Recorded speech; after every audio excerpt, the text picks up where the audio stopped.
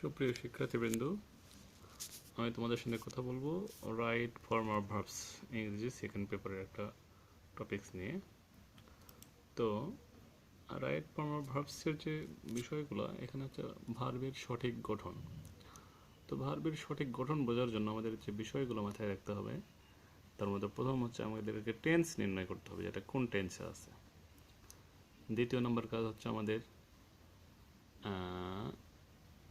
Number নির্ণয় করতে হবে। তৃতীয় কাজ হচ্ছে অ্যাক্টিভ অথবা প্যাসিভ নির্ণয় করতে হবে। তাহলে আমরা রাইট ফর্ম অফ ভার্বস সঠিকভাবে করতে পারবো। তো সর্বপ্রথম আমাদের যে কাজ সেটা হচ্ছে টেন্স নির্ণয়। তো টেন্স নির্ণয়ে আমাদের দেখতে হবে সাবজেক্ট থাকবে, তারপরে ভার্বের জায়গায় আমাদের ব্র্যাকেটের মধ্যে একটা ভার্ব থাকবে, তারপরে এক্সটেনশন অতিরিক্ত অংশ থাকবে। ধরা যাক একটা প্রথম বাক্য আমরা নিলাম যে এ বাক্যে কোনো অতীত বিষয়ক বাক্য হলে বুঝতে হবে এটা পাস্ট টেন্স হবে। অতীত বিষয়ক শব্দ যেমন অনস, অনস আপন এ টাইম, লং লং এগো, এগো yesterday, last night, in plus শাল, যেমন ইন 1997, ইন 1971, ইন 2000, এসব এগুলো থাকলে আমাদের বুঝতে হবে এটা হচ্ছে অতীত বিষয়ক কোনো বিষয়। তবে যদি এরকম কিছু নাও খুঁজে পাই, এই সমস্ত শব্দ যদি নাও খুঁজে পাই, অতীত বিষয়ক কোনো শব্দ না থাকলে সাবজেক্টের দিকে তাকাতে হবে। সাবজেক্ট অতীত বিষয় হলে বুঝতে হবে বাক্যটা পাস্ট হবে। আর পক্ষান্তরে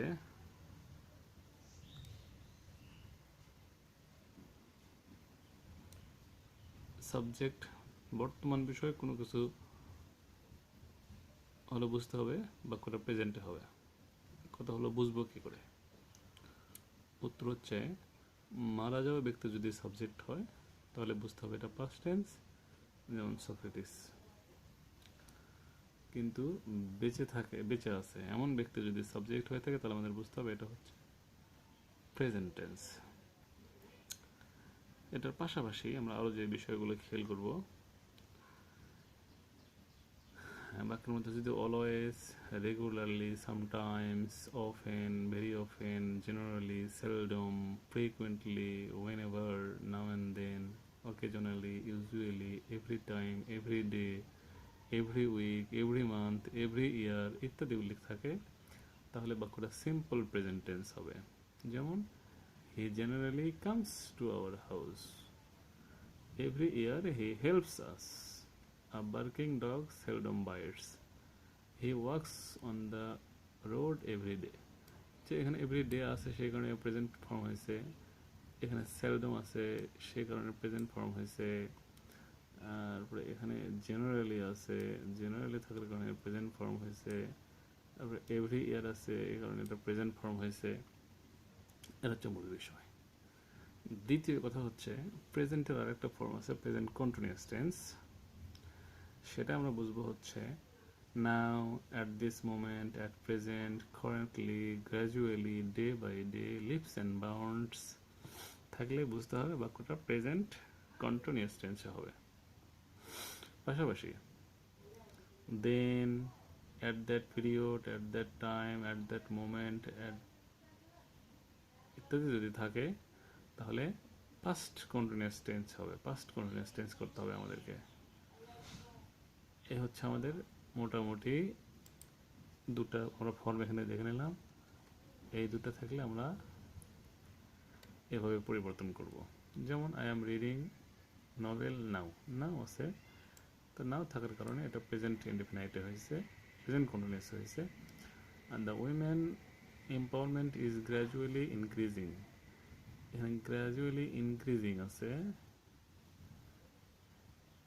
তো গ্র্যাজুয়ালি যদি থেকে থাকে তাহলে আমাদের প্রেজেন্ট কন্টিনিউয়াস টেন্সে করতে হয়। তো এখানে গ্র্যাজুয়ালি আছে সেখানে এটা আমাদের প্রেজেন্ট কন্টিনিউয়াস টেন্স করতে হয়েছে। তারপরে my father is watching TV at this moment, তো অ্যাট দিস মোমেন্ট এখানে আছে, অ্যাট দিস মোমেন্ট থাকলে আমাদের জন্য প্রেজেন্ট কন্টিনিউয়াস টেন্স হয়। I was going to market then, যে দেন থাকার কারণে পাস্ট কন্টিনিউয়াস টেন্স হয়। My sister was sleeping at that time, ওই সময় আমার বোন কী করছিল, ঘুমাচ্ছিল। তাহলে এটা হচ্ছে কিসের উপর, এই অ্যাট দ্যাট টাইম আছে, অ্যাট দ্যাট টাইম থাকার কারণে আমাদের ফার্স্ট কন্টিনিউয়াস টেন্স হয়। হ্যাঁ, তারপর 3 নম্বর রুলস আমরা দেখবো, worth mind can not help, could not help, with a view to look forward to get use to feel like prefer addicted to devoted to, it is no. এবং যতগুলো simple preposition আছে, two ছাড়া সমস্ত simple প্রিপোজিশনের পরে এদের পরে যদি verb থাকে, ভার্বের প্রেজেন্ট ফর্ম হবে, ভার্বের সঙ্গে আইএনজি হবে, ভার্বের সঙ্গে কি হবে, আইএনজি হবে। কি কি থাকলে, worth mind can not help, could not help, with a view to look forward to get use to feel like prefer addicted to devoted to there is no use, এগুলো যদি থাকে। কিছু এক্সাম্পল আমরা দেখতে পারি, যেমন I am going to Dhaka with a view to buying a car, I can not help লাফিং, the book is worth reading, I got use to smoking, it is no use crying like a baby, ইত্যাদি। তারপর আমরা একটা rules নিয়ে আজকে কথা বলবো, সেটা হচ্ছে 4 নাম্বার, সেটা হচ্ছে have, has, had, shall have, will have, should have, could have, would have, can be, could be, may be, might be, shall be, should be, will be, would be, having. এসবের পরে verb থাকলে ভার্বের past participle form হয়। যেমন you could have killed the snake, necessary steps should be taken. এই যে ভার্বের সবগুলো ভার্বের পাস্ট পার্টিসিপল ফর্ম বসছে, এটা আমাদের মাথায় রাখতে হবে। এটুকু হলে আমাদের কাছে এটা অতি সহজে আমরা শেষ করতে পারবো। You will have done the work, সব হচ্ছে ভার্বের পাস্ট ফর্মের ব্যবহার। ইট ক্যান বি ডান, সব ভার্বের পাস্ট পার্টিসিপল ফর্ম। তো ঠিক আছে, এটুকু আজকে থাকলো, পরে দেখা যাক ইনশাআল্লাহ, সময় সুযোগ হলে আমরা আবার বাদ বাকি বিষয় নিয়ে আলোচনা করবো। ধন্যবাদ সবাইকে।